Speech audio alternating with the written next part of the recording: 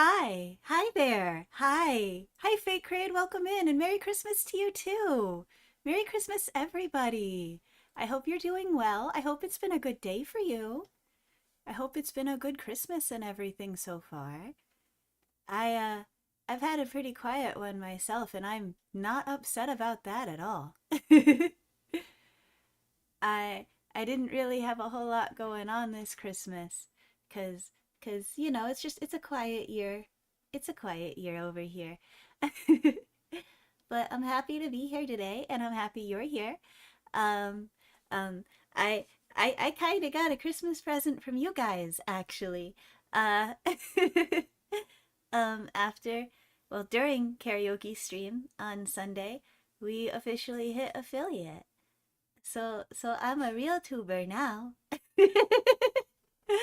I did it. You guys did it. Thank you so much. I'm really grateful.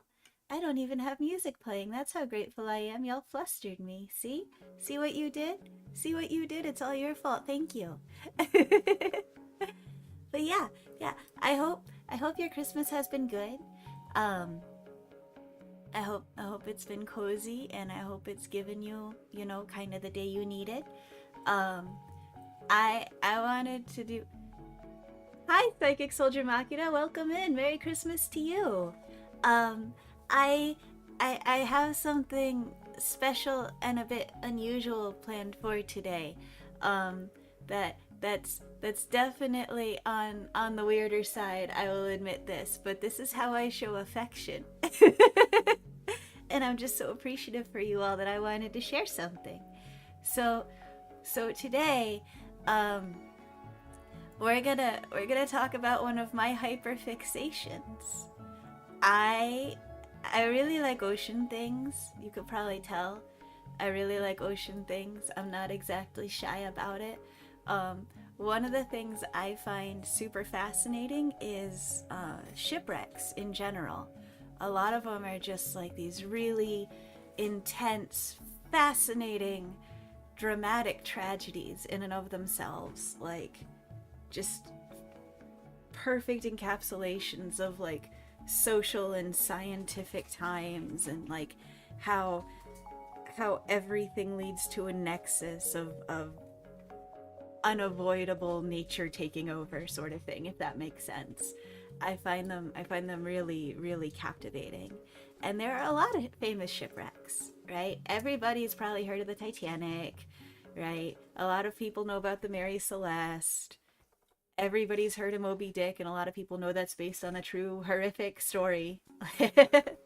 but but we're not going to talk about one of those today. We're going to talk about a boat that had a song written about it. Um, I'm very excited to share this with you. it's it's it's a I did a whole PowerPoint. I have so much information. I want to keep it fun. Uh, and interesting, and also keep some respect to the actual information and the people and everything that happened, because it is a true story. So I don't want to be like completely dismissive of that. That's certainly not my goal. um but I don't want to make it so dry and boring that you fall asleep. We'll wait for after dinner for that for everybody. What's that, Psychic? You've listened to so many podcasts about shipwrecks. It truly is fascinating, especially with people getting straight. It really is. If you like that sort of thing, if you are into that and you don't mind the really wild and kind of grody side of it, definitely look up the Essex. It's the ship that the Moby Dick story is actually based on. It is one of the most horrific shipwreck stories you will ever come across. Hands down. We will not be covering that here. That goes a little too dark for us here at Kawariko today. Hi, McNit. Welcome in. Merry Christmas. I was told we'd sail the seas for American gold. We'd fire no guns, shed no tears. Now I'm a broken man on a house. Oh, I appreciate you, McNit. Good reference. Good reference. But yeah, today, um, today we're going to be doing a lot of new and exciting things, so you'll have to forgive me if it's a little extra janky. I will admit, we did hit some Christmas jank coming in. the jank just had to be there. It wanted to be part of the party, and who was I to deny it? It is home after all. But yeah, um, so yeah, let's go ahead and let's see if I've got this set up right, so we can do we can do things. I'm gonna need you to tell me if anything is weird or off or not quite sitting right, because I won't be able to know automatically. So this is your chance to yell at me for technological failures. All right, we're gonna pop over now. I made you a PowerPoint. It's right here. I made it just for you. Can you hear the music underneath? Is it too quiet? Is it not quiet enough? Hold on. Let's make sure that comes through. Can you hear it? Is it too loud? Is it too quiet? Can you hear me over it? I just need to know everything's okay. And then we can get going. And Mick, the only weird things here are you, me, and my audience, yourself included. Well, at least we found each other, right?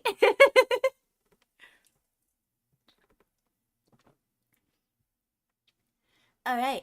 So if there's no problems nowhere, if nobody's having any issues, we can we can go ahead and we can start this. Well, I hate to call it a party, but yeah, I guess if it's looking good for everybody, it's looking good for me.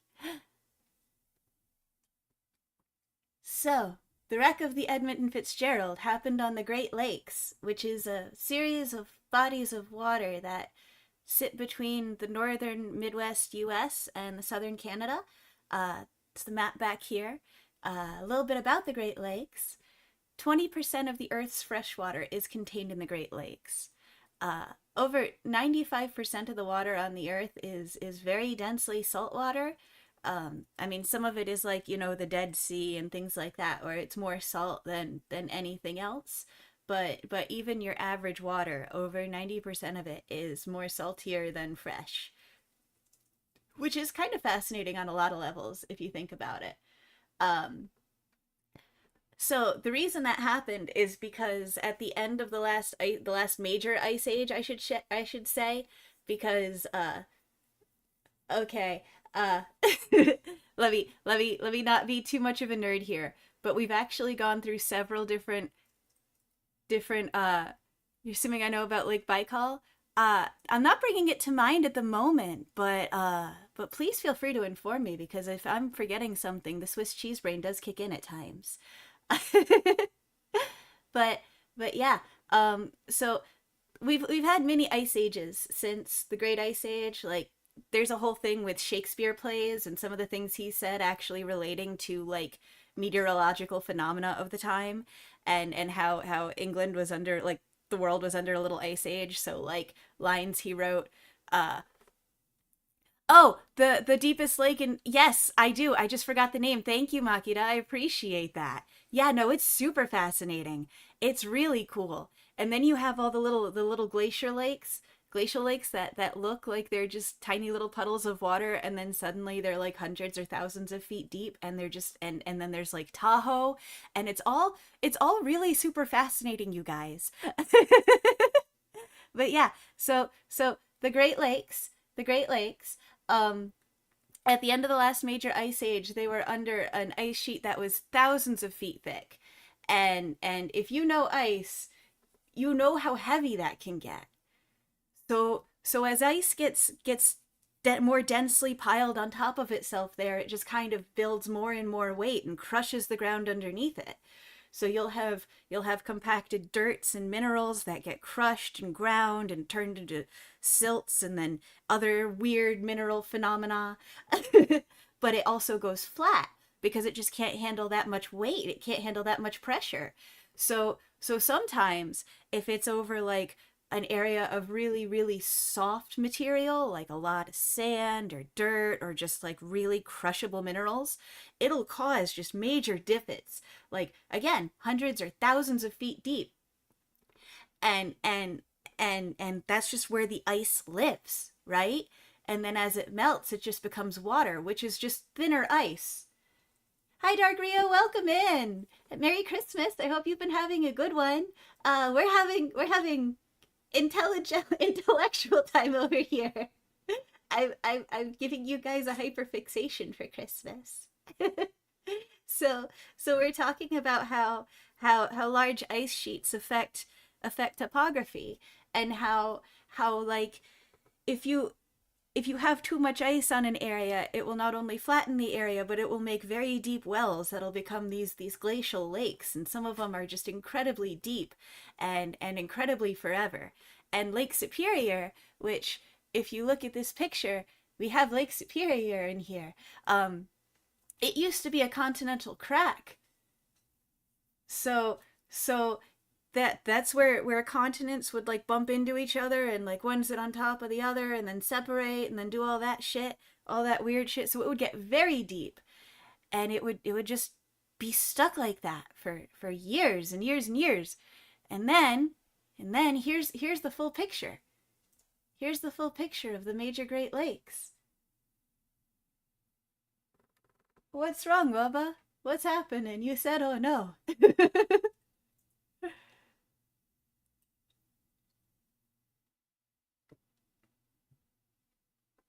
What's that?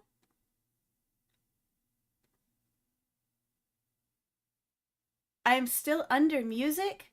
Ah, is that better? Is that better? Should we maybe just turn the music off? Because if we need to, we can turn the music off. Oh, I'm labeled under music? Oh, is that what you mean? I see. That didn't change like it was supposed to. Let me fix that real quick and then we'll get back to this. Okay, okay. That should be better. Thank you. Thank you for the fix there. I appreciate it. You're a hero today. So here I have for you on the screen, we have a sort of timeline of how the lakes formed. So you can see the ice about 14,000 years ago was covering most of that. You can see how deep it was going, and then as the ice pulled back, it left these divots, which became the Great Lakes. I think it's super cool. I don't know about you guys, but I think the way that Earth changes is super cool.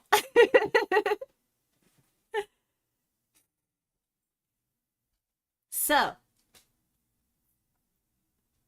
so talking about glacial water, uh, like I said, it's glacial, so it's got little to no salt.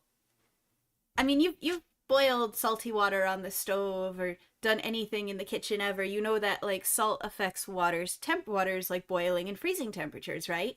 Out in winter months, they'll put salt on the road to keep it from icing over, and it works to a certain temperature, of course. Blah blah blah blah blah.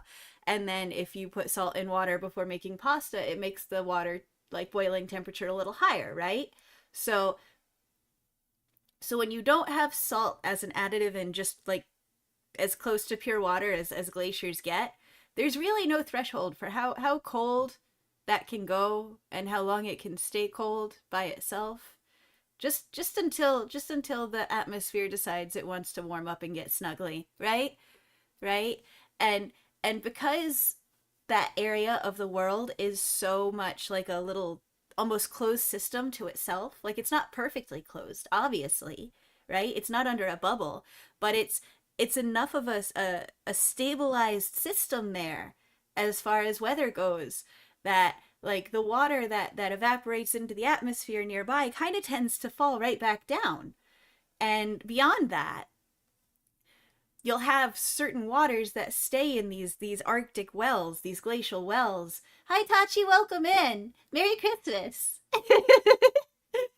But yeah, you'll have these glacial wells where single drops of water can stay there for like roughly 200 years.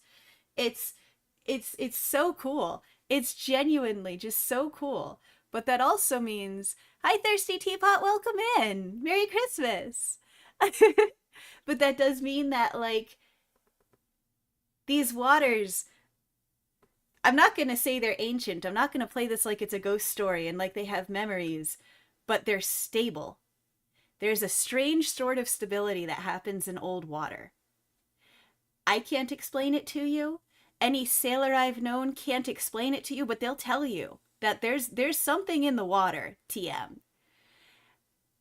And the darker, like the deeper the hole that the water lives in, the darker it gets, right? Because sun doesn't go straight through water, right? You've seen the way sun refracts off of like water droplets on your window in the early morning or something like that.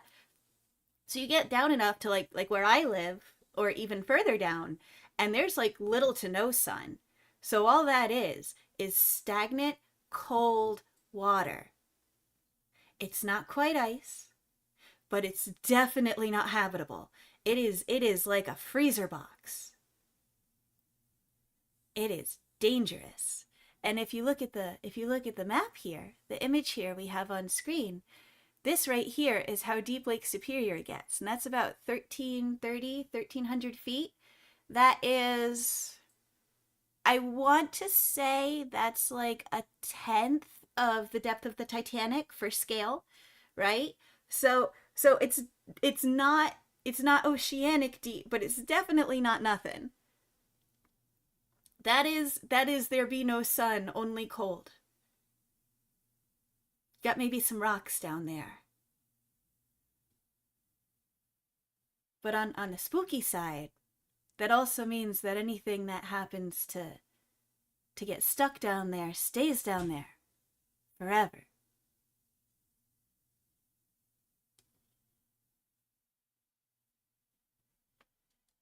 Now, I wanted to talk for a minute about shipping because that's why this whole story happens, right? You don't have a freighter tragedy without a shipping legacy, right?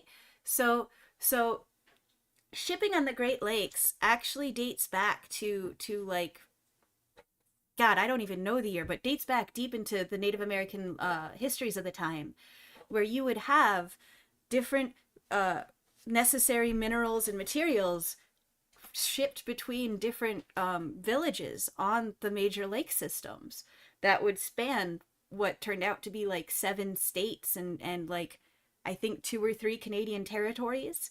Like it was a huge system they had built. Um, and that was a lot of that was just going on like sort of fords and ferries and canoes, and we're talking no like electronics, no major industrial machinery, just following the waves, following the water, doing what you got to do and working with the land. And then as time happened and we get closer to like the past 200 years or so, we get to where industry revolutioned and everybody made metal things, and then everybody made industrial things, and then everything got bigger and bigger and factorieser and all of that, right? So you still had all of these natural resources, all of these hubs for incredible natural resources around the Great Lakes. um, and now you had more economic, I don't know, efficient means, you could say, of getting things to and from. So in the Canadian side of things, there's always historically been really good timber. uh it's actually a lot of the timber used in the North American continent comes from Canada. Like it's good sturdy timber, it's good shit. um and Ohio has always been good at building factories and turning things into other things. That's just what Ohio do. It's their state superpower, I guess. Um, and then Pennsylvania has had coal and slate mines in it since it was Pennsylvania. Hi, Aylin, welcome in. Merry Christmas. Uh, so Pennsylvania has always had the sort of, the coal or the slate, all of that side of things. And yes, Ohio mentioned. Ohio. uh, States like Minnesota and Wisconsin had really good like iron ore deposits just naturally in the geography. Um, and so, you'd use the coal to power the factories, to turn the iron ore into usable iron, or to cut trees and make usable logs and timber and stuff. America's Transylvania. In a way, you are not wrong, McNitt. It is kind of like I've spent some time in Pennsylvania, and then I spent some time in Pennsyltucky, which is simultaneously of and not of Pennsylvania. It's Schrodinger's Pennsyltucky. I've been there. I've spent time there. I've done things there. It in its own way, it is a Transylvania. It's fascinating, really. Um, but another cool thing about the Great Lakes, like genuinely cool thing, is that there is access from the Great Lakes not only to each other, but all the way to the Southern Gulf and even out to the Atlantic. Oh, it's a deep cut Simpsons reference. I don't know Simpsons as well as I should. I used to watch a lot of Simpsons a long, long time ago, and then I stopped and I never got back on the train, which is also the story of how I fell off of one of my favorite webcomics and am like 1,000 published pages behind. But boats. We're talking boats for right now because I'm fixated on boats, and my cherry cider is here to help me help you learn about boats. So so the Great Lakes are sort of a shipping industrial superhighway all of their own, which is really cool. And like I said, you get access down to the Southern Gulf, which can lead to the Caribbean, lead to South America and Central America. And then you have access to like, I think it's the Northeast. I think it comes out north of Maine, but I may be wrong. It may come out through Lake Erie, but it leads straight to the Atlantic. So hey Green Grunt dude, welcome in and Merry Christmas. um, so you can get things like this is a critical shipping point for a lot of resources. It's its own sort of nexus in a fun and understated way. And because it's been such a major shipping route and so full of necessary shipping materials for so long, you have a lot of smaller stops. Some of them date back to the Native American times. Some of them predate Industrial Revolution, but maybe 400 years old. But you have a lot of major and minor stops along this route. I have a picture to show you. And this helps explain what I was just talking about. So if you see here, all the red lines, right? All the red lines show the way that the iron ore would travel, where it would come from here in Wisconsin and in the islands and up north by past Thunder Bay and up in Minnesota. And then it would travel, and even up in Wawa, Wawa, I almost said Wawa, Washington. That's Walla Walla, Washington. But in Wawa, Canada, and it would travel down here to Illinois, down to these manufacturing centers and the steel centers, and then it would travel down into Ohio and then the western parts of Pennsylvania and New York. And then you had grain, which is the yellow lines, and the grains would all come from up here and over to the west and the southwest, and they would travel through and they'd go all the way to Rochester, and I think it's up through here. Yeah, this is St. Lawrence River. That opened in 59. That's what the map says.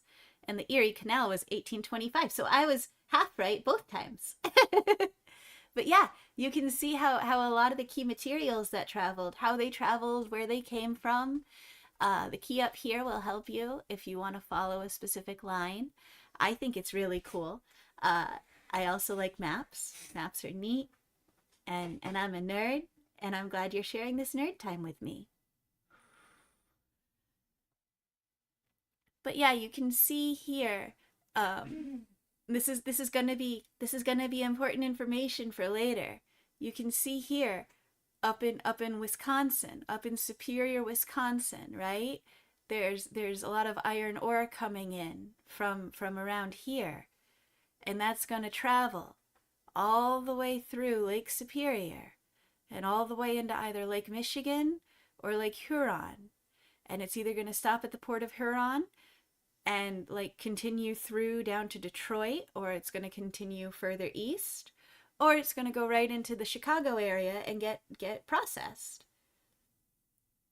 This will be important information for the test later.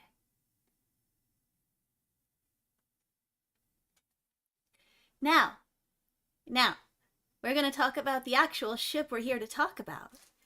The building of the Edmund Fitzgerald, or the Fitz. It was named after Edmund Fitzgerald, who was one of the owners of Northwestern Mutual Life Insurance Company.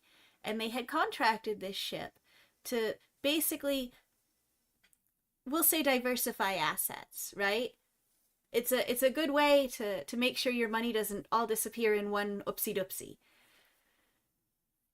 When the ship was launched on June 8th, 1958, June 8th is my birthday, just so you know. But yeah. But when she launched on June 8th, 1958 until 1971, she was the largest ship of the Great Lakes. She was 729 feet long, 75 feet wide, and weighed 13.6 gross tons. But she wasn't just a freight ship. There were actual, like, suites that you could lease to take the trip. Say you needed to go from Wisconsin to New York, and it's the 1960s, and you don't want to fly, and you don't want to take a train. You could get passage on one of these freight ships going, and you could get a pretty nice stateroom, or a pretty standard stateroom if you wanted, but you could travel in luxury like you were on a cruise ship, just going through the Great Lakes, having you a time, hanging out with some sailors a bit, you know. Why not, right? If you're going to travel anyway, why not make it fun? But the Fitzgerald was unique because she was actually fitted out with like tile in her bathrooms and air conditioning in the staterooms. And she was also considered unsinkable. They had intentionally built the Fitzgerald to be able to withstand several of the previous tragedies that had beset ships on these waters. Thought they'd taken everything into account. Thought they'd built her big enough, strong enough, reinforced enough, modern enough, that nothing could happen.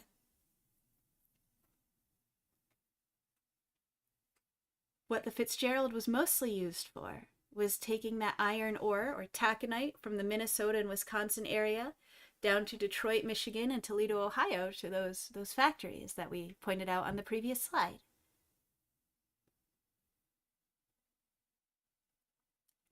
Now, as a ship nerd, there's a question I get asked a lot, and there's a question I love to answer. Why the ships all got red butts? Well, I'll tell you. I'll tell you why the ships all got red butts. Barnacles! No, I mean it. So barnacles, right? A number of different creatures, but barnacles are the one everybody knows about. Ship happens. Ship do happen. Ship do happen indeed. But yeah, so there are a lot of aquatic creatures that are like, you know, kind of on that planimal scale where they're not exactly super active individually, but they like to attach themselves to something and live there and gain food through just passing by, right? You see it happen a lot. Well, barnacles do that. A number of things do that. And the problem is the glue that they make can erode ships. Suddenly, you'll be fine. You'll think it's just another Tuesday, and then you'll have a hole in the hull that's shaped like a 15-year-old barnacle. And then you're facing some shit. So this particular red paint that you see on a lot of ships, especially a lot of older ships, is a copper oxide that works as an antifungal, antibacterial sort of doodah. And it keeps things like barnacles from attaching. And it keeps things from doing too much damage long term to the bottom of the ship, so the ship can, you know, go a bit longer. Not be in as much danger all the time. Last 5 more years. Be a good investment. Pick your reason, really. Everybody's got a reason for wanting the ship to be a little more long-lived, a little better, right?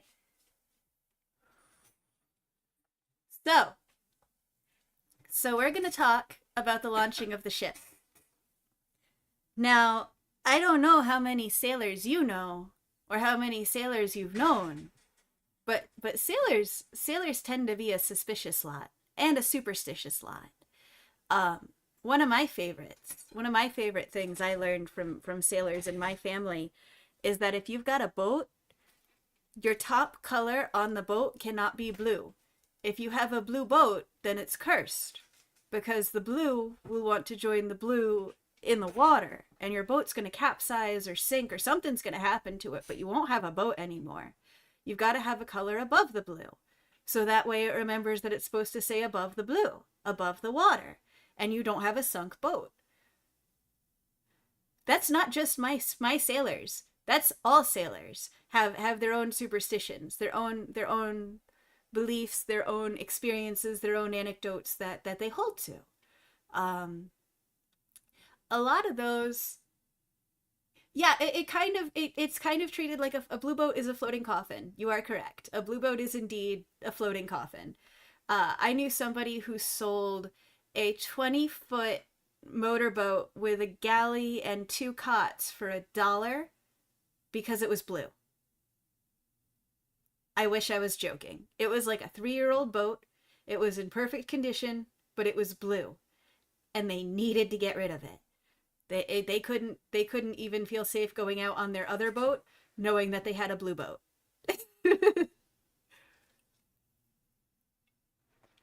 So, I say all that to let you know that the Edmund Fitzgerald launching was cursed. One of the things that you do when you launch a new boat is you christen it. I'm sure you've seen in like some ship movie ever, if you've seen Titanic or anything like that, where they take the bottle of champagne and they break it on the ship and everybody cheers. That's how you christen a boat. That's how you give the boat the name, and you give the boat its life, and now it's officially a boat and not just a boat in waiting or a boat in training or an almost boat. But if that bottle doesn't break, it's not a good sign. And if you try again and the bottle doesn't break, it's a worse sign. And if you happen to get it on the 3rd try, well, at least the bottle broke. But we're not feeling great about things right now, because 3 isn't exactly a lucky number in these sorts of situations. So they christened the boat, and they went to launch her, and it was delayed for half an hour, more than half an hour, because the blocks they used to keep her from the water were locked and wouldn't let go. And it took a lot of time and a lot of effort and some injury even in order to get the Fitz into the water. And when she finally hit the water, she launched sideways, slammed into the dock, and soaked the crowd in a sheet of the icy lake waters. It was so terrifying that an attendee actually suffered a heart attack and died from the chaos. This was not the most wonderful start for a ship of this notoriety. I can't say much more than that. But let's talk about the Edmund now that she's out on the water. What's that? If anyone hasn't seen a ship release, it's actually intense as fuck. You're right, it is. It's thousands of tons of steel just kind of dropping into the water. And you know how if like you're in a pool or even in the bathtub and you just like drop like, I don't know, in the bathtub if you drop a shampoo bottle, or in a pool if you drop something weighs more than an inflatable, you'll just watch the water kind of go poof. Yeah. Ships are hella dense. For being so buoyant, they're hella dense. Yeah. Close to sideways too. It's amazing watching itself straight. It really is. It's a fascinating thing to watch. It is kind of almost a like kaiju style horror story to watch some of these ship launchings that go just north of tragic, right? Because there have been some that haven't done well after launching. Maybe you might be a ship green grunt dude. Oh no. Oh no. Watch out. Let's get you some copper oxide paint. Watch out for them barnacles.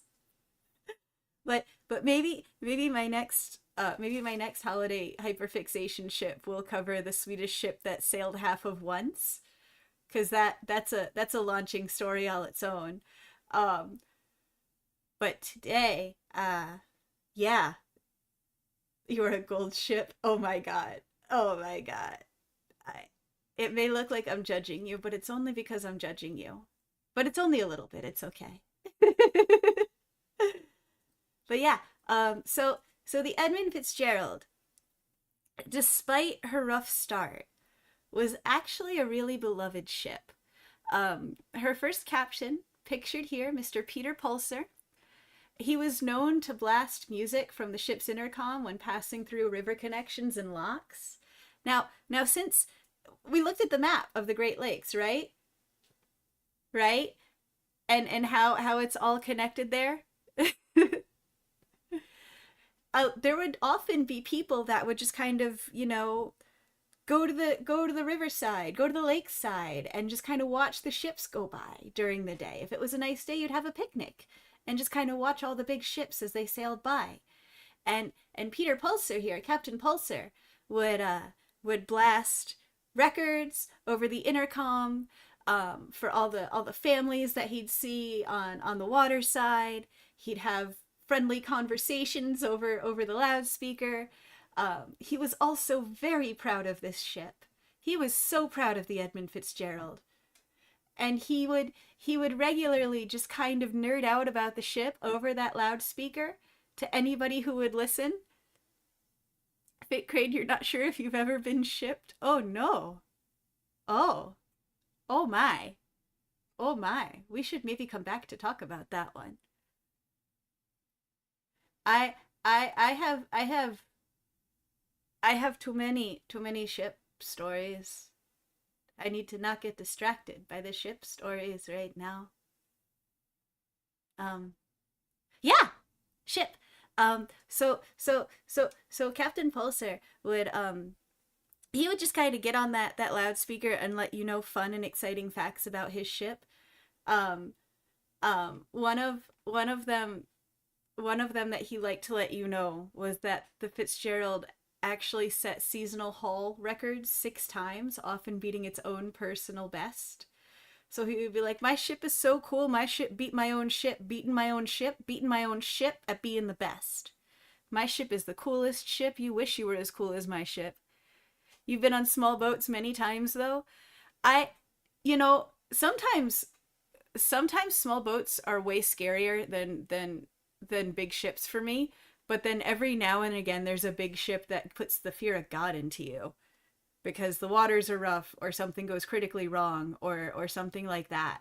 And like I've been on boats that were decently sized and boats that were small, and I've had fun and scary experiences on both. Um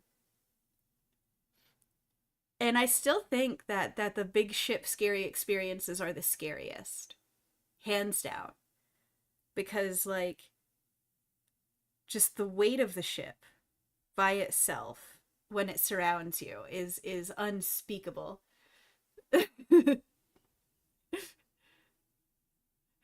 My man was doing I'm on a boat before Lonely Island was a thing. Yes, he was. He very much was. He was so proud of his boat. He was so proud of this ship. He wanted everybody to know what a wonderful ship the Edmund Fitzgerald was. And I just wanted to give you the chance to see this actual photo of him standing up there looking so proud.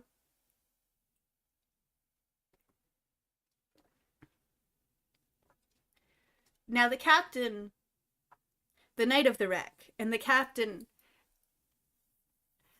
uh, following our previous captain, was a man named Ernest McSorley. Um, I have a quote here from a biographer who wrote a really, really fascinating biography on Ernest McSorley, about him as a young man, as like it's a full biography because McSorley started on the waters as like a young teenager. I think I want to say he was like 13 when he first started like volunteering as like a deckhand or something. Like he was a boat guy. He was a lifelong boat guy. Um So here from John Bacon, I know he made some crucial mistakes that night. There's no question. But he was, without question, the best captain on the Great Lakes. Even his rivals told me this. He was, in fact, the youngest shipmaster on the Great Lakes, and he had commanded a full 9 ships before he was captain to the Edmund Fitzgerald. So, there's not a bad reputation following him. Not even remotely. He was known to be tough, like a very strict captain. He wouldn't let you get away with half-assing it on deck. He wouldn't let you get away with doing good enough. You did it right, and you did it to the best of your ability. But he was also said to be able to dock a ship with as little as like 5 yards of clearance. From one of his own, I think it was one of his own first mates said that about him, that he watched McSorley once perfectly dock a ship between 2 other ships with like 5 yards of clearance on either side, at most. He was often the type who would can't go around it, can't go under it, gotta go through it. Yeah, very small amounts of grace there. He was kind of like, God, what's the phrase? I'm missing it. My brain is fried right now. I'm sorry. But he would like thread the needle perfectly with a freighter. With a fucking freighter. A 730-foot long ship. Thread the needle. He was damn skilled. And he would often face problems head on, run right into them, out on the waters. You could be cautious, or you could decide that, well, I'm going to die or I'm going to do it. And he would often just take that chance. And he never cost anybody anything for it, aside from a few battered bits of ship here and there. But what's a minor repair among friends, right? He was also known by his crew to be incredibly compassionate.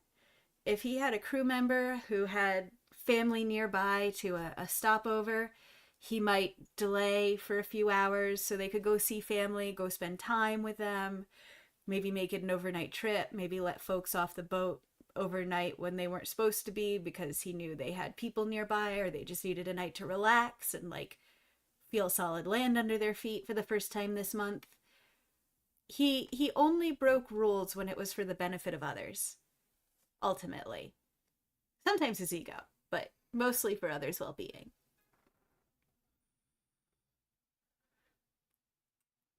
Now, the Witch of November.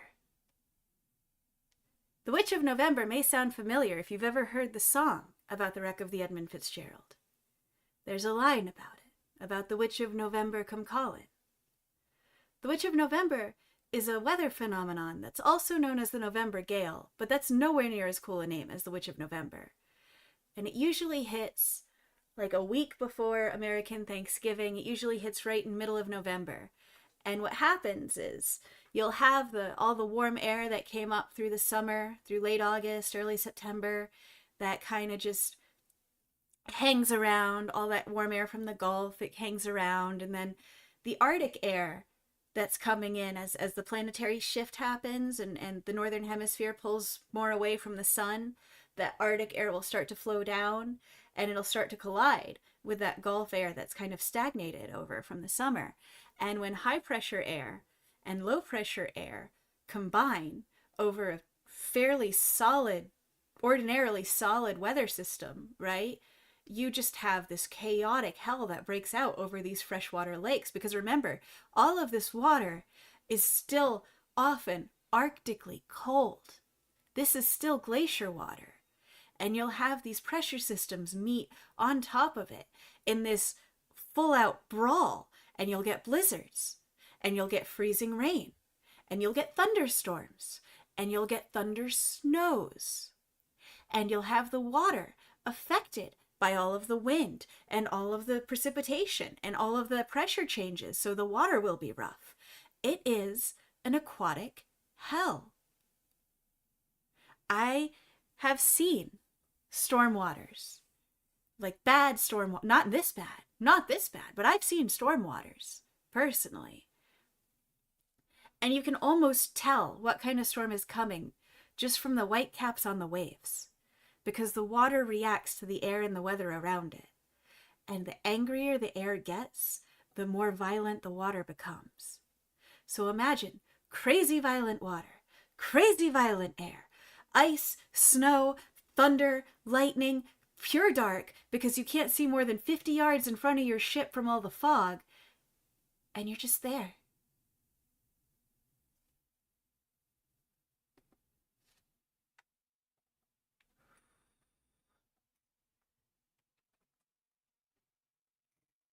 Lead up to the final voyage for the Fitzgerald was, well, you couldn't have put the pieces together at the time, really.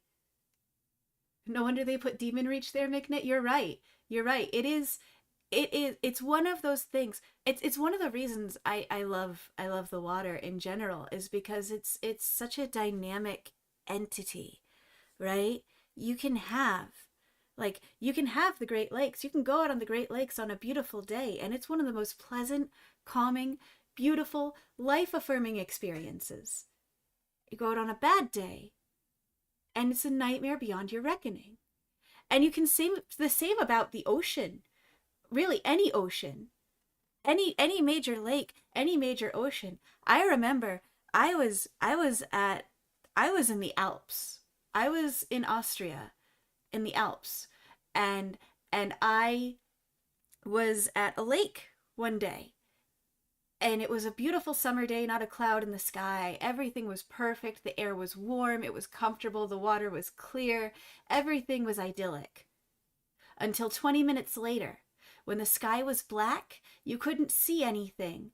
I watched picnic tables and cars go rolling down the green by the lake as we huddled inside for shelter with total strangers, because none of us knew exactly what was happening beyond alpine thunderstorm.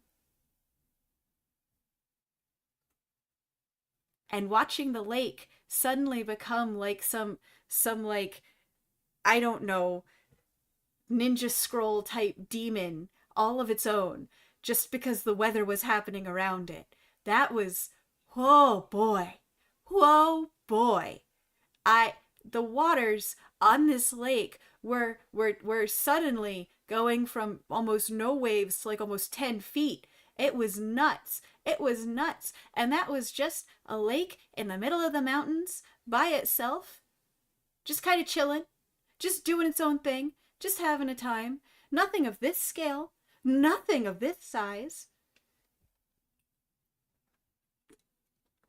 And that felt like opening a vortex to doom, just by being there.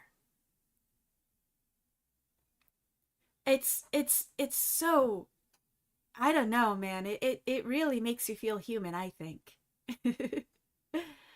But yeah, so the preparation for the Edmund Fitzgerald's final voyage, she was what you do with large ships like this, before every, because you can't go sailing in the winter, right? At least not when the weather's getting real rough. You got to avoid all that. So you tend to take that time to do your annual repairs, your checkups, kind of like going to the doctor for a ship, right? So in late October, the Edmund Fitzgerald was assessed for just kind of like routine wear and tear repairs to do over the winter, kind of building their to-do list for the next few months. They noticed a couple cracks and gatches on one of the hatches on top of the ship. But they didn't think it was anything serious. They figured it was, well, that can wait until we're done for the season. The season's only 2-3 weeks left anyway. We'll be fine. Nothing's gonna happen in the next month. We'll be fine. Their final trip, pulling back this map from before, I told you it would be on the test later. Final trip ran from right over here in Superior, Wisconsin, on the far left side of the map, all the way down through here. They were going to about Detroit. They were ending up one of the islands nearby here. But this was the ultimate goal place, right down here. Now, they were carrying a regular load of that iron ore. It wasn't a heavy load. They weren't trying to set records. It was just standard issue load. It wasn't anything, ego-driven. Just another job, just another day. What nobody knew or really considered, I should say, was that there was a massive storm brewing down in Kansas. It was about 700 miles southwest of the Great Lakes. The meteorological estimates of the time assumed that that storm was going to pass just east of the lakes and head up here in towards the Allegheny and Appalachian Mountains and completely avoid this whole area here. But they were wrong. Captain Bernie Cooper was quoted talking about the storms that hit the Great Lakes as saying the worst storms on the lakes always come from the southwest.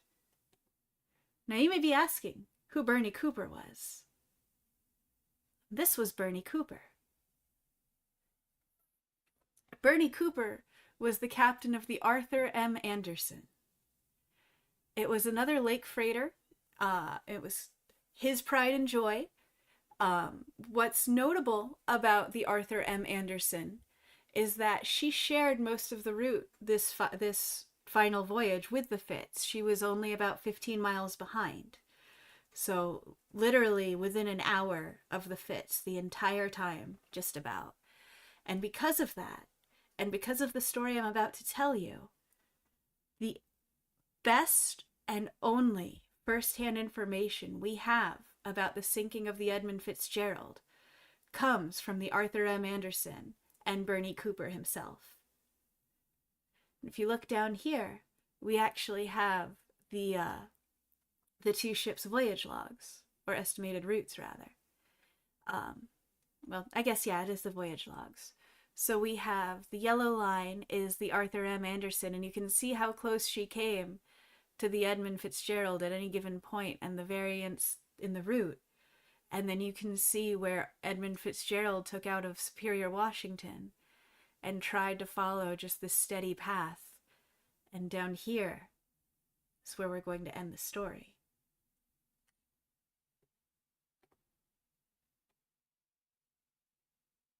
No, the Aaron A. Aronson is me having a terrible sense of humor.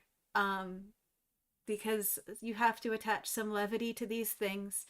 It's a Simon Pegg reference because I'm trash sometimes. But yeah, the Arthur M. Anderson was the ship.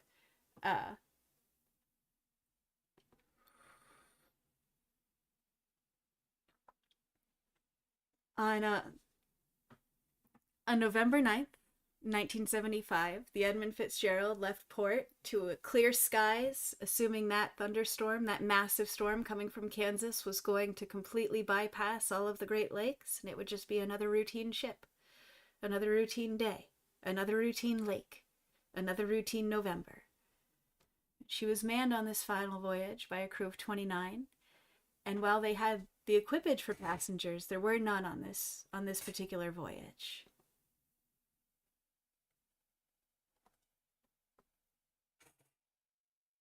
They left port at 2 p.m. By 7 p.m., there had been gale warnings issued. Gale warning is winds that fall between 39 and 46 miles an hour, or 62 to 74 kilometers an hour. As the night continued, the winds hit over 57 miles, or 92.6 kilometers an hour, and waves reached 10 feet, which is a dangerous amount of water. Water is heavier than people give it credit for. Way heavier than people give it credit for. 10 feet of waves can be incredibly destructive. At about 2 a.m. Oh, McNitt, you are correct. Everything changed when Mother Nature attacked. That is what's happening right now. At roughly 2 a.m., both Captains Cooper and McSorley had been talking to each other kind of piecemeal over radio, and they agreed to adjust the course into the Canadian waters, trying to sail north of the winds and the really treacherous parts of the storm coming in, and try to avoid it by kind of getting closer to the other coast, trying to stay just far enough outside of the wind's reach that they could maybe circumvent it a little. The Fitz, without any warning to the Arthur, just started speeding up. And so Cooper did his best to try to keep up with the Edmund. Uh, he's recorded as saying that he wasn't expecting it. He didn't think his ship could go as fast as the Edmund did that night, but he did his best, and the Edmund kept coming in and out of basically visual range because the ship kept easing further forward, and then he'd almost catch up. It's worth noting that Captain Cooper regularly tried to make contact with the Fitzgerald himself. He initiated most of the contact that night. Pretty anxious himself about what they were sailing into, but also just either relying on McSorley's expertise or concern about McSorley's crew, not wanting to see another ship go down for any reason, you know? He was doing his best to be there for the other ship.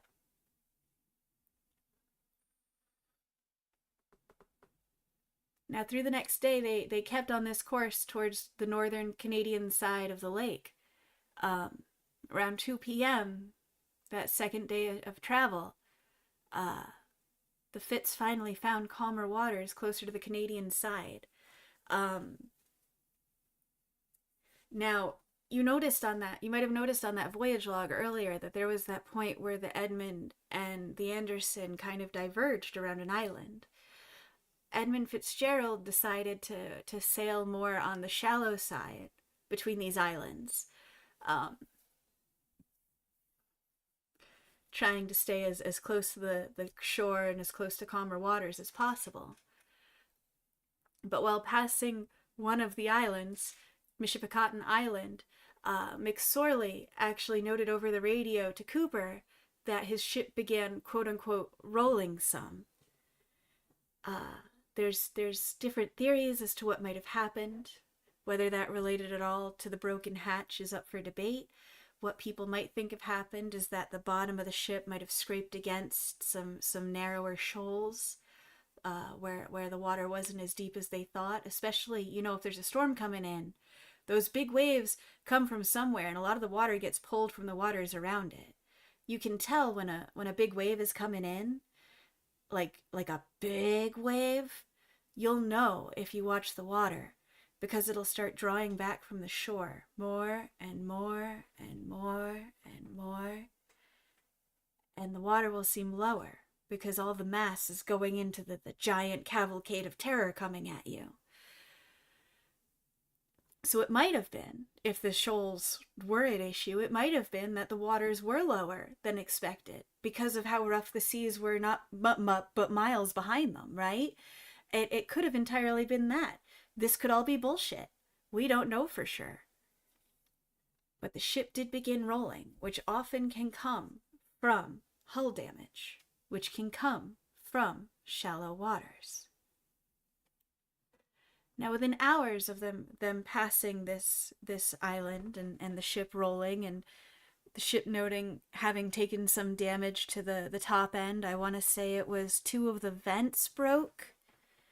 What McSorley said was that he'd lost some of the deck rail, and I want to say he'd seen 2 of the vents break. And depending on what vents they were, it could have been allowing the rolling waves to just come crashing down into some aspect of the ship that was not exactly, waterworthy, not buoyant, not prepared for that. But either way, McSorley noted these damages and that the ship had started rolling. Shortly after that, the weather picked back up, the storm caught up with them, and the weather was bad. It was more than 45-degree winds, but not quite 65-degree winds, and the snow had come in now, as the sun was going down. It's mid-November. It's pretty far in the northern hemisphere. Sun's gonna be down by 5 p.m. You're not gonna see a whole lot of sunlight during the day in general, but it's gonna go down early. And so you're in the dark, you're in the snow, you're in the angry waters, you're in the stiff winds. It's hard to see anything. It's hard to do anything. And during this, the Anderson lost sight of the Fitz. never saw her again. From this point on, it was just radio contact. Wasn't even consistent radio contact. Cooper would aim and try to get a hold of McSorley and try, and maybe 15 minutes later McSorley would actually get back to him or respond to the call, or maybe half an hour later. It was bad enough there was no visibility. They had to go exclusively by radar.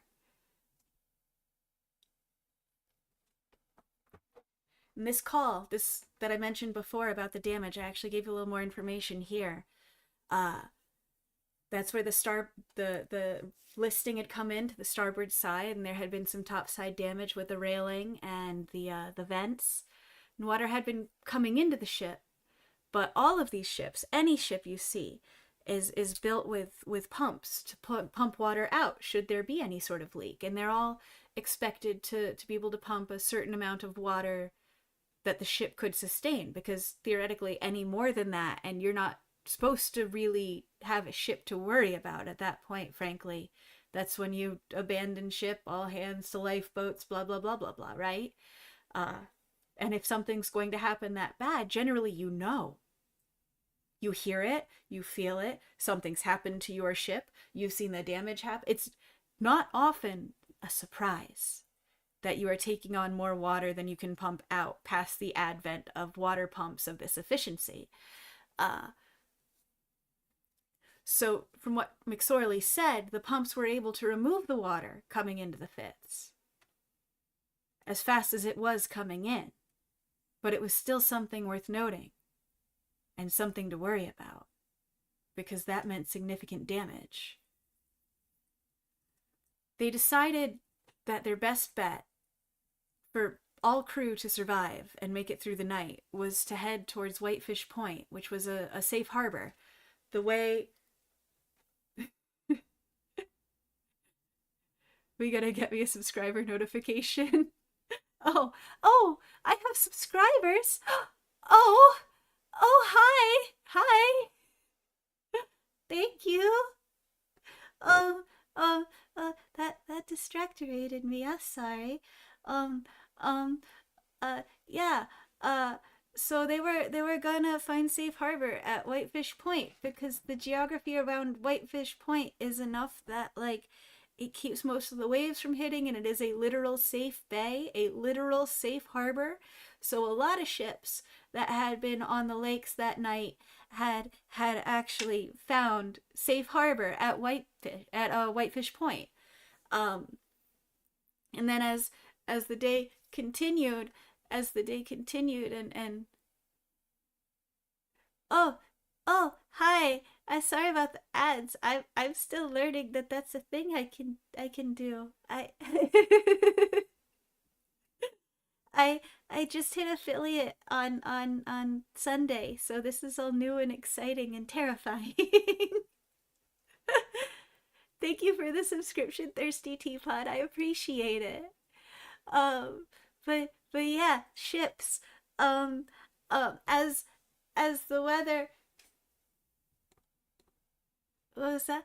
Oh, you walk me through corralling ads. I appreciate it. I appreciate your help. I need me my own tech priest sometimes. It's just how it goes here in the kingdom of jank. So as the weather got worse for our esteemed ships, the U.S. Coast Guard actually issued an urgent weather and safety warning, which is basically telling everybody to get the fuck out of the pool and get to safe harbor as soon as possible, because shit's about to go down. They were about 100 miles or so when the warning was issued. You subscribe because you're greedy for that founder badge to flaunt when I become big and famous. You are too sweet. Thank you. Leaving me all flustered and shit.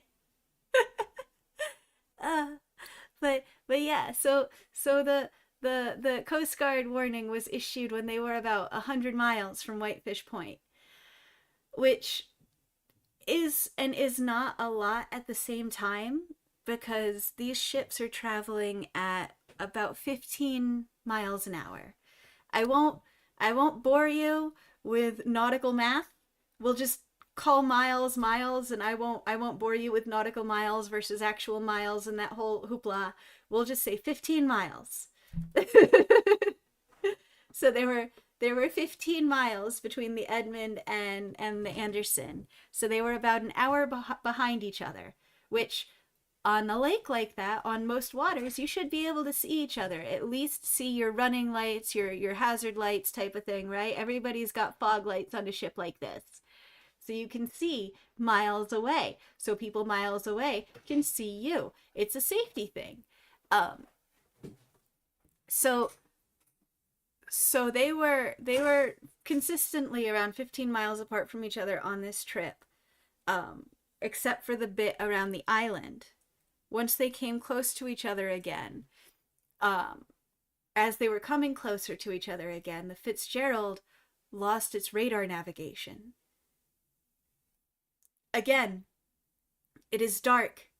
It is stormy. There is snow. There are almost hurricane force winds. There are waves at least 10 feet high, battering your ship.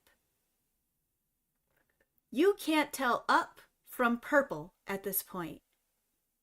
And now you don't have a radar. So they tried hailing the Whitefish lighthouse, right? Tried to hit the lighthouse keepers, trying to get some navigational help, trying to see if they could be seen by the lighthouse. But the lighthouse's radio signal was severely diminished, if not fully down at times, due to the incredible storm.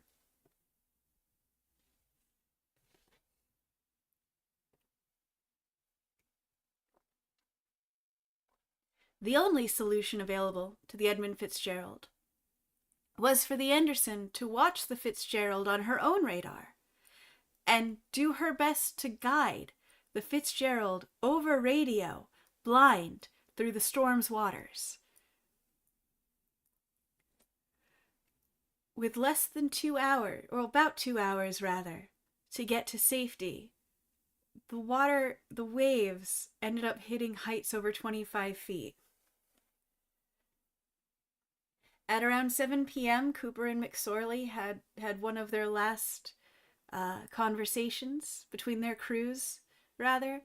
McSorley said that he was going along like an old shoe, which is a Midwesternism. That means things are comfortable and familiar, right?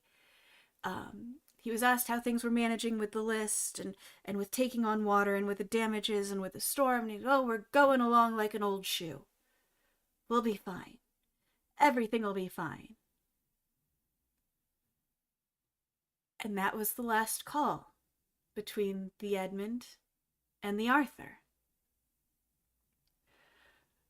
When the Anderson had the Whitefish lighthouse in its sight, it could not find the Edmund Fitzgerald. No sign of her, not over radio, not over radar. Couldn't see her. It was as if she disappeared in the night.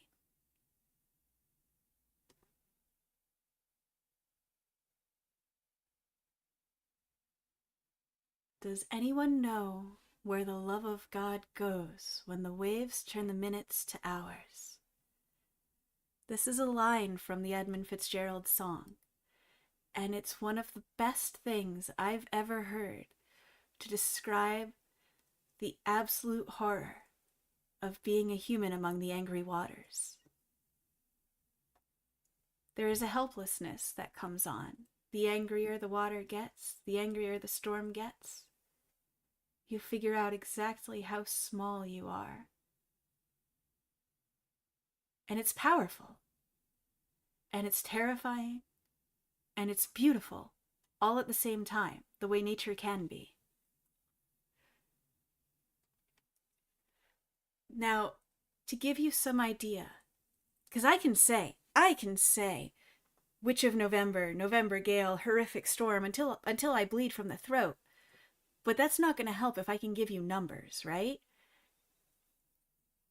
The storm was so large as it was building over the plains, that it started spinning counterclockwise like a hurricane.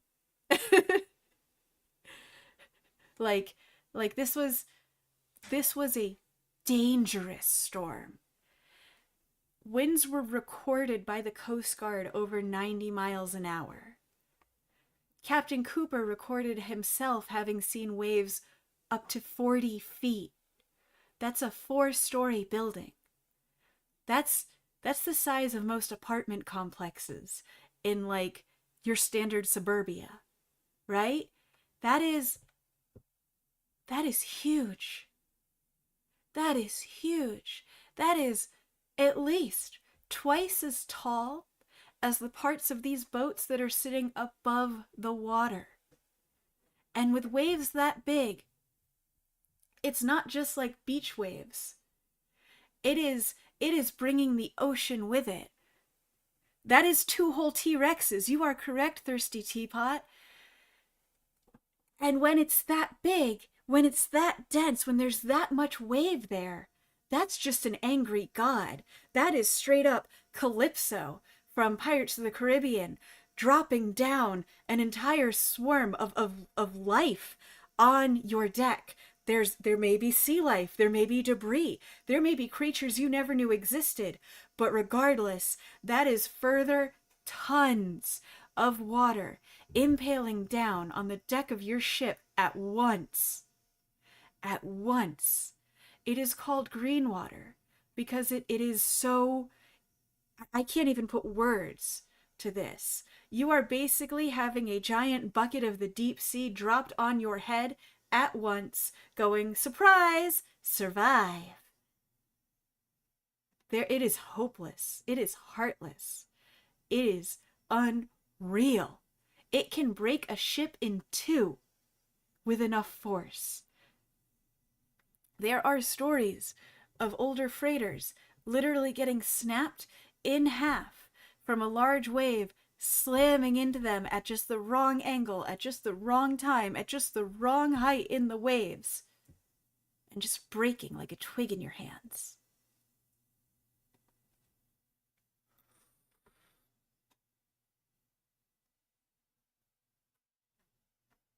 Now the Arthur tried looking for the Edmund.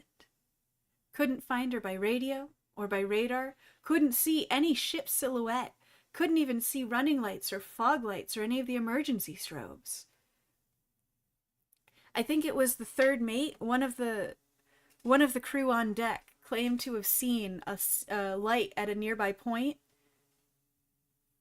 I want to say it was Cooper's Mine Point on the Canadian side. And that is speculated to have possibly been one of the fog lights or emergency lights on the Edmund as she was sinking, but we only have a single eyewitness who stated this, so there's no way to be sure. Like I mentioned before, there were plenty of ships stationed or seeking safe harbor at Whitefish, and none of them had heard a single thing over the radio, had seen a single thing over radar. The lighthouse had no idea about what was going on with the Edmund. It was just the Arthur. This on the right here is an actual ship's radar for you, so you can actually see what this might have looked like. Trying to navigate the different depths of water and the different ships around. Can you imagine trying to lead somebody through that? Telling them how far to go, what degrees, which direction, over a radio, while they're functionally blindfolded. It's incredible to me. It's absolutely incredible to me.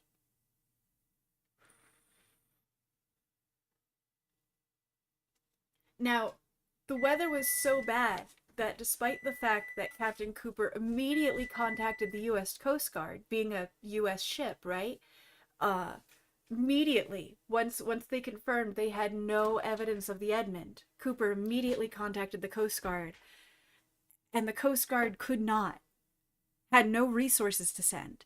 They were already searching for a small boat that might have just been like a personal like day out that went very wrong, and everything else they had was just the weather was too bad. There was no real way to do it without risking everyone's life. There was no there was no way for the rescuers to become more than people in need of rescue themselves, if that makes sense. Now, Cooper did not let up. Cooper tried constantly, made multiple calls to the Coast Guard, searched himself on their way into harbor, tried everything he could to activate some sort of search and rescue party, something to help these men. And they couldn't. But eventually, the Coast Guard asked the Arthur to go back out herself, to turn around, basically once she hit safety, and go search again for the Edmund. And Cooper was a little hesitant at first for the safety of his own men, but he couldn't leave. He couldn't leave those 29 men behind like that. He'd been on the phone with them for a full day. He'd been doing everything he could to keep these men alive. He couldn't stop now. And she turned out to not be the only one. She put out a call through Whitefish Point, through the harbor, and the William Clay Ford from Detroit joined her. A Canadian freighter attempted to, but unfortunately could not make it through the troublesome waters. And later on, once resources were available, a U.S. Coast Guard aircraft, a couple aircraft, I think, actually joined the search, trying to find anything, any sign of life or ship or anything that had happened. Now remember, we lost contact with the Fitz in the early evening the night before. But it wasn't until 5 a.m. that the Arthur M. Anderson found herself in a debris field. And what was notable was that there were emergency strobe lights that were dead. And that should not happen. Very few things can make that happen. Very few things can make that happen. Hours later, through the rescue and recovery attempts, they found one half of one of the Fitzgerald's lifeboats. That half a lifeboat is on display at one of the museums. I cannot remember if it's a museum on the US side or the Canada side, but you can actually see the half lifeboat that was recovered. And it's jarring, my dudes. There is steel bent in half. There is steel that is like frayed like a hairbrush, holding the pieces of this half of a lifeboat together.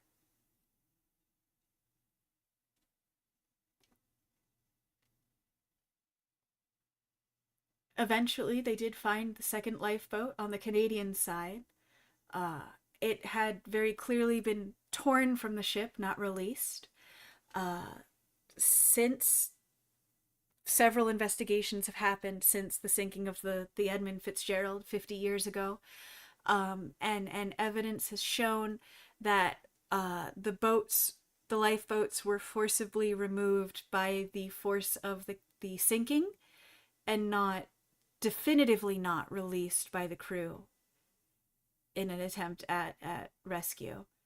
A lot of life safety, life recovery items had washed ashore over the next few days and weeks on both the Canadian and American sides. After several days, a U.S. Coast Guard cutter was able to come to the scene and had to use sonar to confirm the loss of the ship, as she was found in two pieces on the bottom of the lake. She was only 17 miles from Whitefish Point when she sank. And she is 1,200 feet on the Canadian side of the U.S.-Canada maritime border, which incidentally has actually helped maintain her, because the Canadian government labeled her as a gravesite, which, good on them. But it means that you don't have a whole lot of tragedy tourism happening there, because it's a sacred ground. You can't do that. You have to get special permits and everything to even come near the wreck nowadays. So it can't be disturbed. It can be treated with the dignity it deserves. It is considered the final resting place of all 29 crew members that were aboard the Edmund Fitzgerald on that fateful night.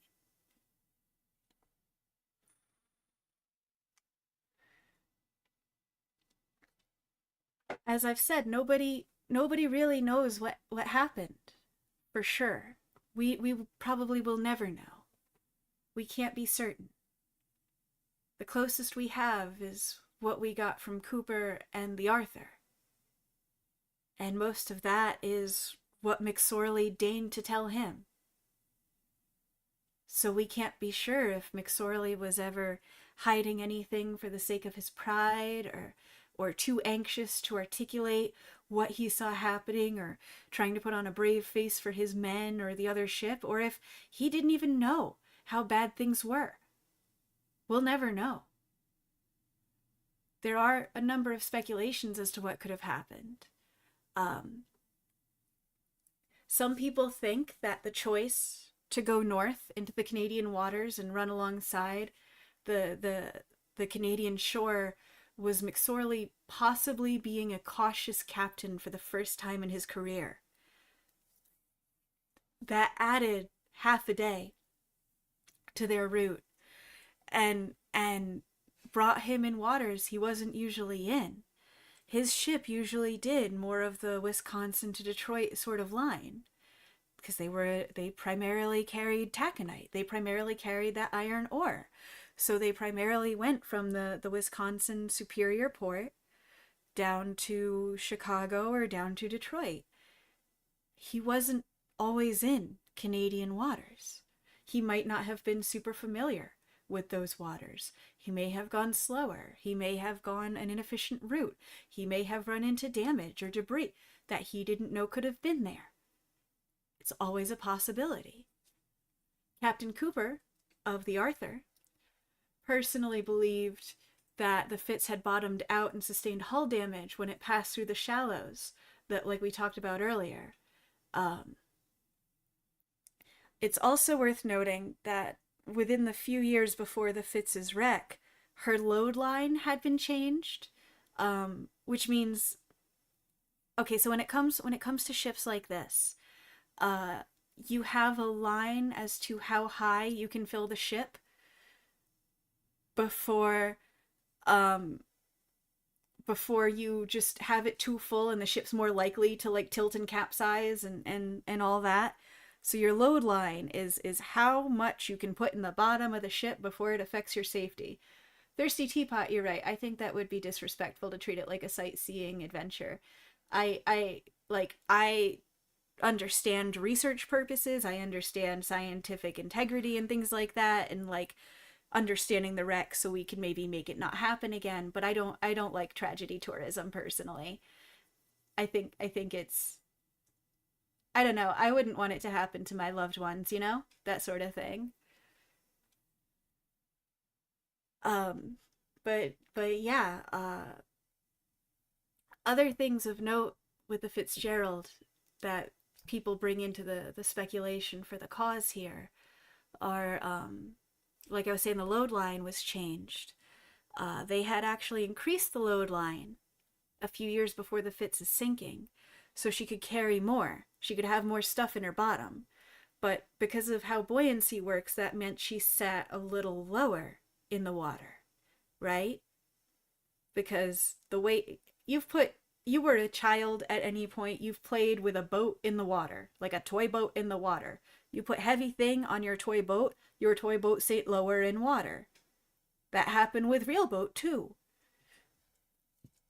So when you make the boat sit lower in the water, and you're in unfamiliar waters, and you're in shallows, and those shallows are shallowsier because all of the water is being pulled out into the big angry waves happening behind you in the storm, you're more likely to actually scrape the bottom of your boat against the rocky shore or against the rocky shoals and actually do significant damage. That's what Cooper believed. there was a previous crew member of the Edmund Fitzgerald who wrote a whole book about his personal belief that the hull had just failed from all of the stress, all of the strain. Maybe it scraped along the bottom like Cooper thought, but ultimately it was a failure of the hull. Exactly, thirsty teapot. You get it. You get it. You get how the maths. Um, so this crew member had himself witnessed, when down in the lower levels of the ship, had witnessed the way some of these pieces would bend and flex, and like, your big ships are meant to bend and flex. They don't just hit the big waves like a plank and just go poof, and like impact on it and belly flop it, right? Your ships are meant to flex and bow and kind of work with the waves, but there's a point where there's too much flex and where it shows a structural weakness and not a sort of dexterity. And this crew member wrote a whole book about how the few years he was on the Fitzgerald, he saw things in the bottom that put the fear of God into him, because he thought the ship would just break on a cloudy Tuesday some days. But that's never enough damage. That's not something that like you can just tell somebody about and somebody will take your word on and they'll do an extensive redesign and rebuild of a ship's hull. That's practically rebuilding a ship. And it's not like he had a smartphone to take video evidence of it. It was just his word against somebody else's. And, well, it's less expensive to think everything's fine, you know? But immediately after the crash, there were 3 separate agencies. The U.S. Coast Guard, a Canadian Maritime Safety Agency, and I can't remember the third one, you'll have to forgive me. Each did their own independent investigations as to the cause of the wreck, and each came up with separate conclusions. Completely left field from each other.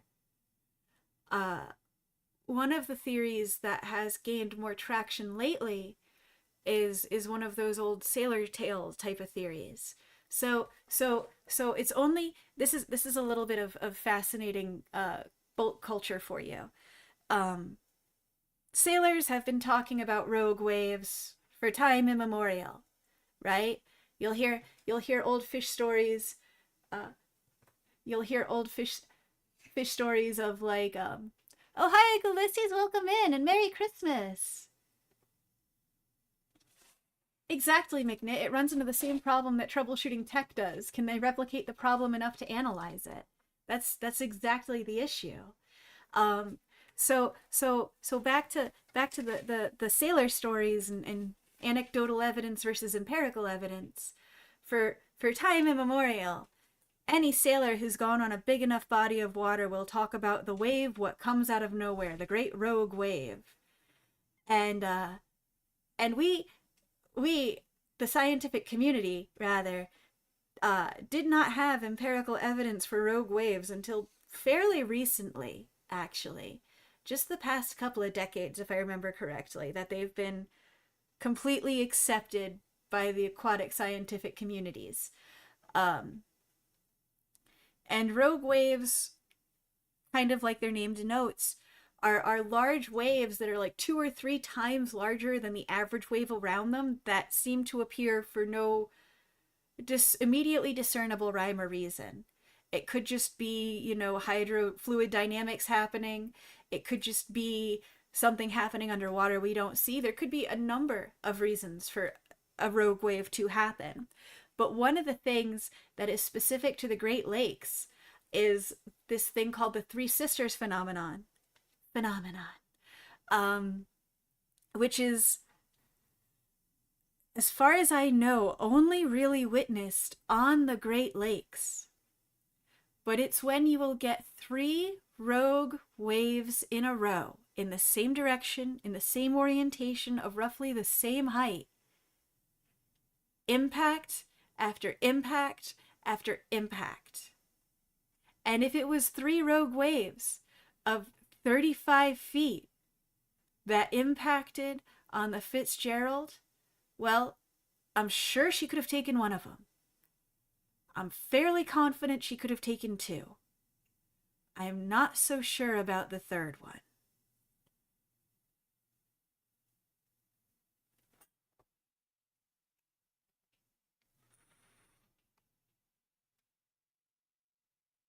Shortly after Captain Cooper had called in to the U.S. Coast Guard about the missing Fitzgerald, the news broke to local radios and local news stations. And you've got to keep in mind that most of the families of these sailors on the waters in general, most of these local ships were manned by local men. So, you might go have one of those picnics we were talking about earlier, out watching the ships go by and wave to the ship that your nephew or your son is on, or your husband or your dad. You might see a ship go by and know that 5 of your neighbors are on that, or 3 of your grade school friends. And it makes you happy to almost see them, right? So, so news about sailing tragedies and sailing emergencies passes fast in sailing communities. So shortly after Cooper had called into the Coast Guard, the news had broken to the local communities that the Edmund Fitzgerald was missing. The next day, when they found the pieces of debris and the lifeboat, she had been declared lost. There's there's a church in Detroit called the Mariners Church of Detroit. When the ship was declared lost, there was a priest in there who prayed for the lost ship and personally rang the church's bell 29 times, one for each soul on the Edmund Fitzgerald. That is a tradition that continues to this day on the anniversary of the wreck, which, I think is pretty excellent.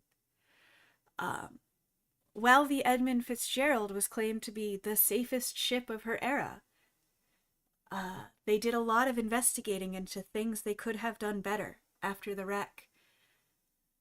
And because of the changes and strengthening of safety culture around shipping after the Edmund, there has not been a freighter down since 1975. Not like this. There has not been a soul lost to a downed freighter since 1975 on the Great Lakes. Notable thing about the aftermath is that the Edmund Fitzgerald himself, the man who commissioned the ship, who the ship was named after, personally attended each memorial for each of the lost sailors in what he deemed his care. He took that to his grave. He took that personally, and he did everything he could to make his amends.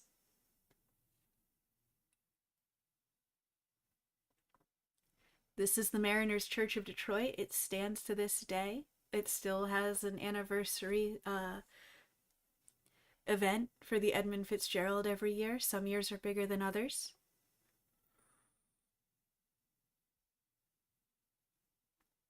Now, there's a fascinating legacy that follows this ship. If you're interested in the absolute power of nature, real life horror that is disaster at sea, and you want to hear the radio recordings between McSorley and Cooper and the U.S. Coast Guard, they are available for you to listen to. I think they're in congressional libraries. Basically, they're easy to find online. They're super easy to find online. The spring after the disaster, basically once the waters had calmed, an underwater remote operated vehicle, or UROV, was sent down and took something like 900 photographs of the sink of the site.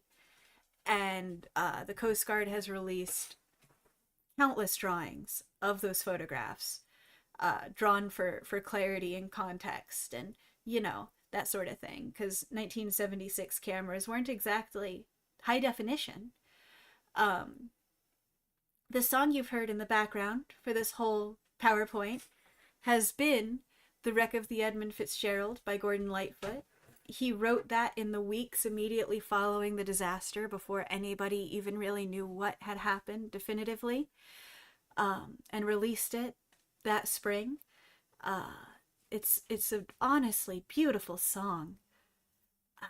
I highly recommend listening to the actual song. Uh, as mentioned before, the Mariners Church in Detroit rings the bell 29 times in remembrance every year on that day in November. In 2023, Gordon Lightfoot passed away, and they rang it a 30th time for him. There are other bells that get rung for the anniversary. The one you see on screen is the actual bell from the Edmund Fitzgerald. This bell was recovered in 1995 at the 20th anniversary, and it was replaced with a replica that had the names of all 29 men engraved on it, and it was reattached on the ship, and this one was taken. And this one lives in the Great Lakes Shipwreck Museum. I want to say that's on the American side. I want to say that's in Michigan. I may be incorrect there. But I also want to say that's where the Half a Lifeboat lives. They also have, I want to say, one of the diving suits for one of the exploratory missions they did. It might have been for the mission for changing out the bell, but they've got a number of neat things there as far as shipwreck artifacts go, not just from the Edmund Fitzgerald. And then here we have the 29 crew. Most of these men came from Wisconsin or Ohio or Michigan. And what's really fascinating is you'll notice we've got a wide range of ages here. We have two men who were in their early 20s in particular, well, a few men who are in their early 20s in particular, but then you have a couple men who are in their early 60s who are sailor retirement age. And a couple of those specifically came out of retirement to work with McSorley on this ship, and did it as a favor to him. And that's, I don't know, man, that's pretty impressive to me, the sort of loyalty that man engendered. Every year at the Shipwreck Museum, if I remember correctly, when they ring the bell from the Edmund Fitzgerald, they also read out the names and assignments of each crew member. I know they read out the names at the church for sure. I don't know, man. It's powerful and terrifying and tragic. What can you say?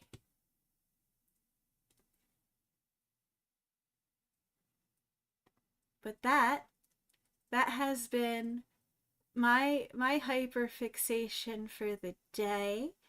Um, I I I hope you've enjoyed this PowerPoint with me, where we've learned about a famous shipwreck, and we've talked about how glaciers affect topography and other nerd things. I hope it's been informative. I hope it's been a little entertaining. I didn't want to be, too funny about it or anything. But I hope it's been educational, and I hope I've kept your attention, and and I'm glad you were here. Thank you for being here. I'm I'm gonna share in the Discord the link to my, or in the Twitch chat, the link to my Discord. So feel free to join. I'd love to have you guys in there. It'll be lots of fun. I'm probably gonna be. Do I need a raid to target? A raid target would actually be pretty cool right now, I think. Yeah. Yeah. Thank you, Wubba. Um, Thank you for spending Christmas with me, Sygart. I'm hoping to still do some Christmas horse later tonight. maybe, possibly, hopefully, if the winds hold out. Um, and then we can have feelings about rice shower together. Uh, and Christmas horse. Oh, Christmas horse, I really love me Christmas horse. Um, Thank you for showing up, Ike Ulysses. I'm glad you enjoyed the app. If you guys liked this, I would be more than happy to do uh more hyperfixation PowerPoints for you. This is a form of Kawari affection, sharing things I know. Next one should be Magical Girls. Okay, no, you're opening a can of worms if you think Magical Girls should be my next hyperfixation PowerPoint, because because I have I have I'm the type of Magical Girl fan who watched Madoka Magica and came away with it, and my friends were very excited to hear my opinions, and I went, I really like Kyubey. He's my favorite.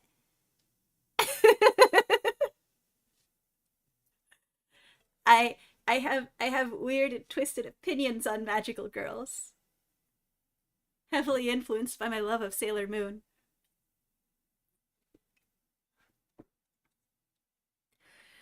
Omoside is playing MGS3 currently. Oh, well, sounds like we should raid into some Christmas Metal Gear. Let's do some Metal Gear. How about a PowerPoint on explaining why Gundam is shoujo or made for the female audience in mind? Oh, oh no, oh no. Thirsty Teapot, you have opened up a can of worms because I have a fresh opinion on this one.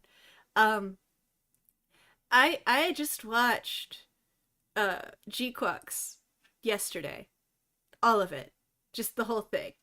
I sat down and I watched the G-Quux. And how dare they bait me like that?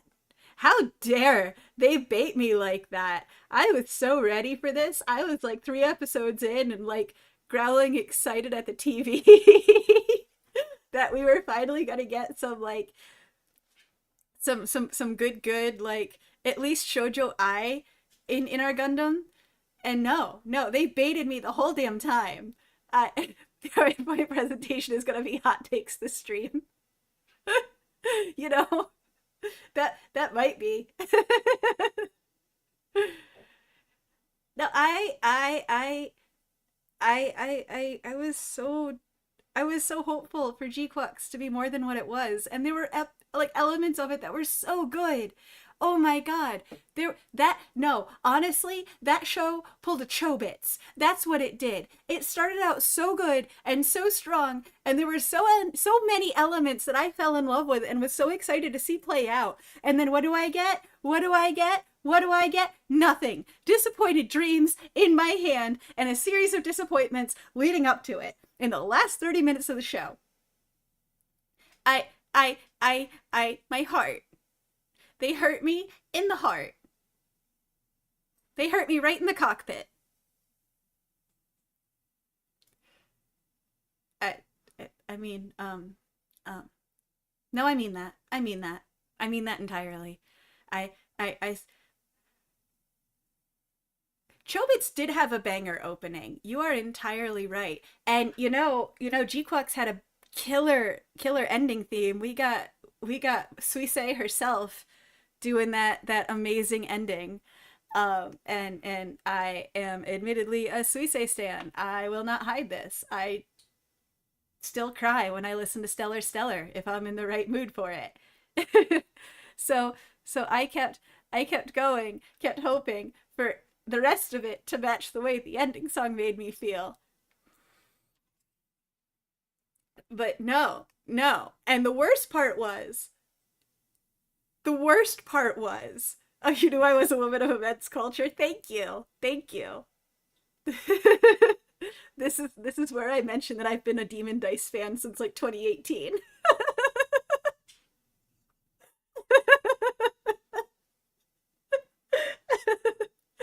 No, the worst part of it all was I wanted to like wash my mouth out of the flavor of disappointed.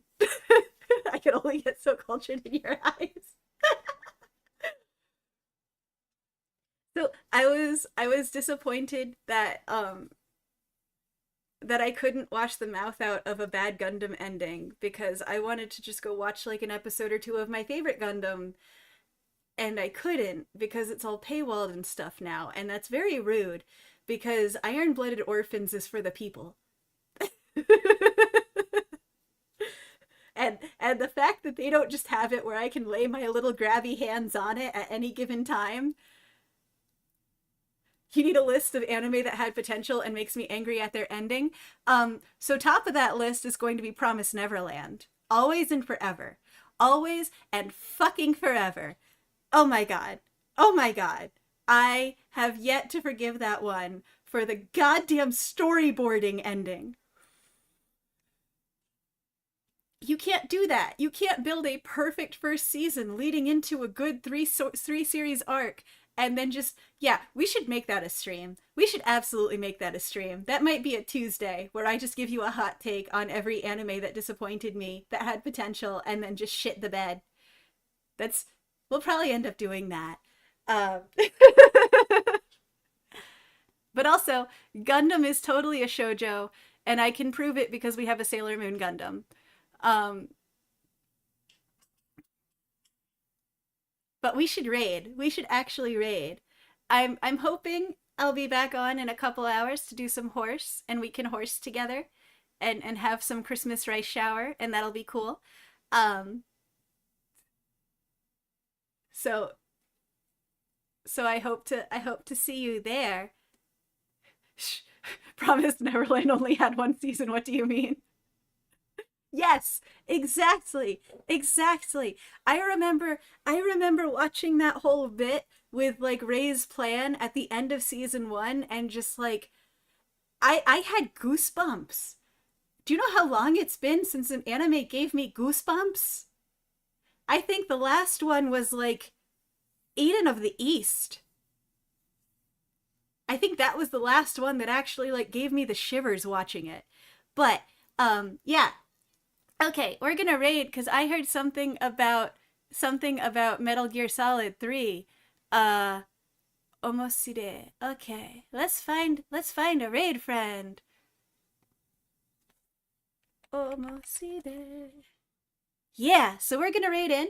If you guys want to come up with a raid message, uh you totally can, but I'm fine just raiding in. If you just want to say fish raid is good.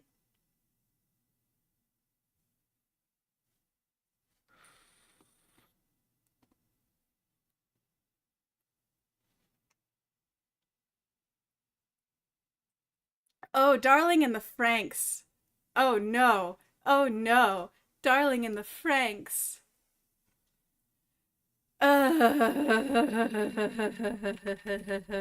You hurt me. You hurt me. You hurt me in the soul with that one. We'll have to have a think about raid message another time. Yeah, if you guys want to, like, I'm not gonna be great at coming up with like raid message things. So if you guys want to come up with something, you have my blessing, and let me know. And if it's bad, I'll tell you to change it. but but for now, let's fish raid over to Omoside and start raiding for some Christmas Metal Gear Solid. Thank you all for showing up today. I hope to see you later. I'm so grateful for all of you showing up and sticking around. I hope to see you later. Have a good one. We're gonna jump over in like 6 seconds. So, so, yeah. Yeah. Thanks, guys. I hope you have fun.